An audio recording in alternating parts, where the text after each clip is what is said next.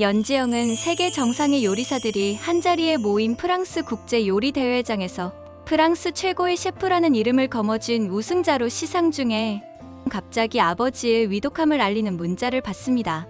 소수로 얼룩진 셰프복 차림으로 급하게 아버지를 만나러 샤를드골 공항으로 향하던 중 갑자기 타입슬림으로 조선시대에 뚝 떨어집니다. 그리고 정신을 차렸을 때는 촉촉한 흙과 낙엽 위에 쓰러져 있었습니다. 코끝을 스친 건 기계의 냄새가 아닌 짙은 송진 향과 흙냄새. 파리는 흔적도 없이 사라졌고 끝없이 펼쳐진 숨만 가득했는데 그녀의 몸에 걸친 하얀 셰프복만이 조금 전까지 살아온 세계가 꿈이 아니었음을 말해주는 흔적이었습니다.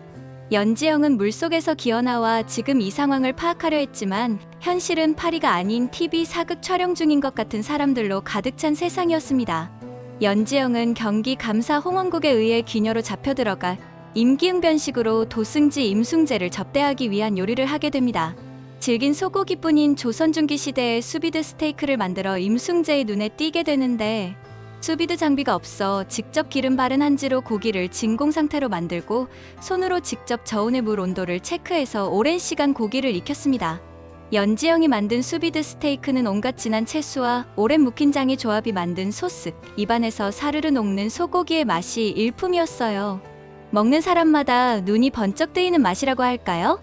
연지영의 요리를 맛본 사람들은 맛의 기쁨을 감추지 못하는 사람들처럼 동공이 팽창되었습니다. 홍원국의 딸을 채용으로 올리기 위해 장록수의 명을 받고 방문한 도승지 임숭재는 수비드 스테이크 때문에 홍원국의 딸 대신 연지영을 연산대군의 채용으로 착출하고 연지영은 궁으로 들어가게 되는데요. 이 시대를 집권한 왕은 연산군. 역사의 최악의 폭군으로 기록될 왕이었어요. 용상의 비스듬히 기대어 앉은 왕은 움직이지 않아도 강렬한 위압감을 내뿜었고 그 앞에서 대신들은 그의 눈빛 하나, 숨소리 하나에도 미세하게 떨고 있었습니다. 딱 봐도 폭군 그 자체였습니다. 그 순간 지영은 절대 권력의 무게를 온몸으로 실감했습니다. 연산군의 시선이 그녀를 스쳤을 때 연지영은 느꼈습니다. 겉으로는 모든 것에 실증난 듯 지루한 표정. 그러나 그 깊은 곳에는 칼끝 같은 지성이 번뜩였어요. 그는 역사의 길이 남을 폭군이었지만 동시에 누구보다 예민하고 까다로운 미각을 지닌 궁궐 최고의 미식가며 먹을 때는 어린 아이처럼 거침없이 스트레스를 먹는 것으로 달래는 왕이었습니다. 채용으로 들어온 연지영은 장록수의 시샘을 받아 죽을 위기에 놓였으나 프렌치 프라이드, 치킨 요리로 왕의 입맛을 사로잡았는데요. 아첨과 형식만 가득한 진미들에 질려있던 왕의 혀끝에 한 번도 느껴본 적 없는 맛이었습니다. 그것은 단순한 맛있음을 넘어 지적인 호기심을 자극하는 복합적인 느낌이었습니다. 너로 정했다. 나의 전속 요리사가 되라.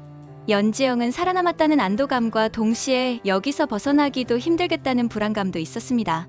즉시 연지영은 신분 성별 직급을 개무시한 채 하루아침에 대령 숙수로 임명되고 같이 끌려온 서장금을 몸종으로 삼게 되는데요. 갑자기 알지도 못하는 귀녀가 대령 숙수가 되는 것에 반발한 관료들이 기존 대령 숙수와 요리 대결에서 이긴 사람이 대령 숙수를 하자는 제안에 가뿐히 큰일 드브로세란 어묵 요리로 이겨버립니다.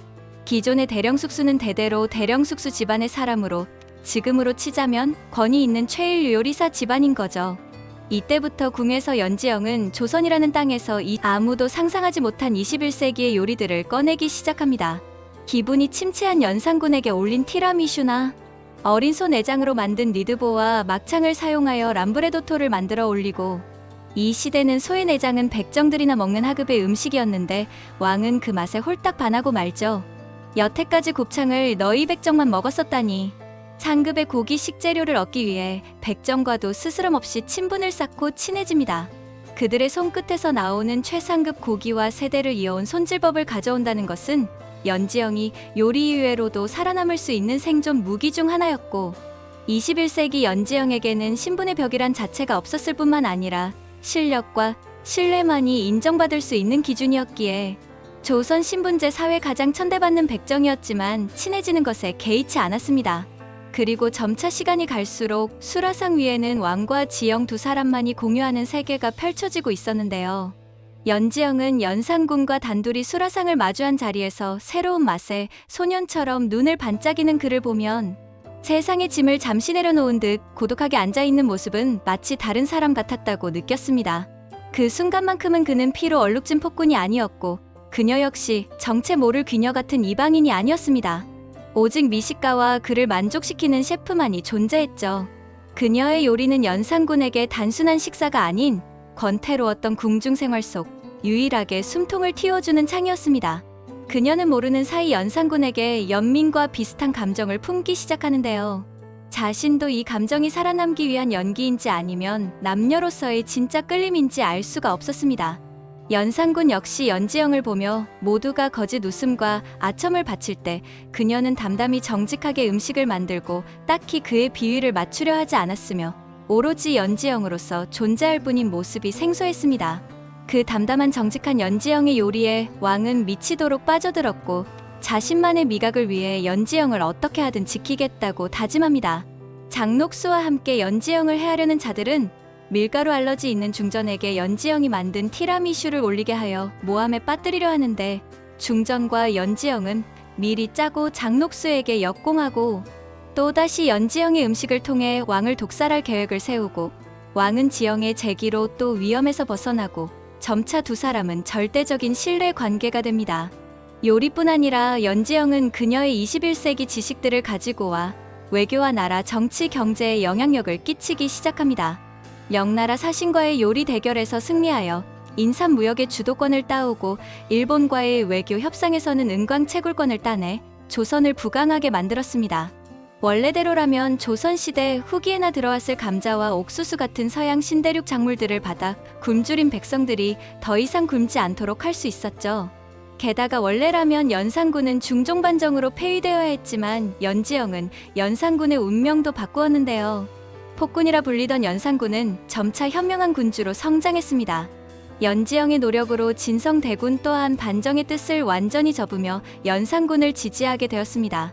연지영이 만든 나비효과로 인해 연산군과 연지영이 함께 이끈 조선은 부강한 나라로 거듭났고 임진왜란, 6.25 전쟁 등조차 일어나지 않는 역사로 바뀌었습니다. 연지영은 요리를 통해 한국과 현대, 프랑스라는 두 개의 세계를 연결한 것처럼 조선과 21세기 현대를 연결했습니다. 그리고 그 연결은 음식을 먹는 사람을 완전히 새로운 세계로 빠져들게 하는 놀라운 경험을 선사하면서 사람과 역사를 변모시켰습니다. 이 이야기의 처음부터 끝을 장식하는 망울록이라는 500년 전 요리서는 500년을 연지영과 연산군을 강하게 연결하고 있었어요. 스포가 강해서 망울록은 힌트만 드리겠습니다. 그리고 그 망울록의 마지막 페이지가 없었는데 그것을 어떻게 된 것이며 누구에게 있을까요? 오늘 이야기는 여기서 마칠게요. 웹소설 연산군의 셰프로 살아남기는 단행본 총 11권으로 출시되었습니다. 1편은 무료로 이용 가능하니 일단 보시고 지속해보세요. 드라마는 8월 23일 tvN에서 첫 방송 예정이고 요즘 유행적으로 아마 많은 각색이 있을 것으로 예상됩니다. 소녀시대의 유나의 복귀작으로 기대가 큰데요. 타임슬립한 프렌치 셰프가 최악의 폭군이면서 최고의 미식가인 왕이 조합된 500년을 뛰어넘는 판타지 서바이벌 로맨스 드라마입니다. 프렌치 셰프인 여주가 조선시대의 프렌치 요리, 퓨전 요리를 하게 되면서 구하기 어려운 식재료를 임기응변으로 헤쳐나가는 에피소드를 드라마에서 어떻게 구현할지 기대됩니다. 주말 밤 9시 10분으로 아주 핫한 시간에 편성이 되었다죠? 같이 기다려봐요.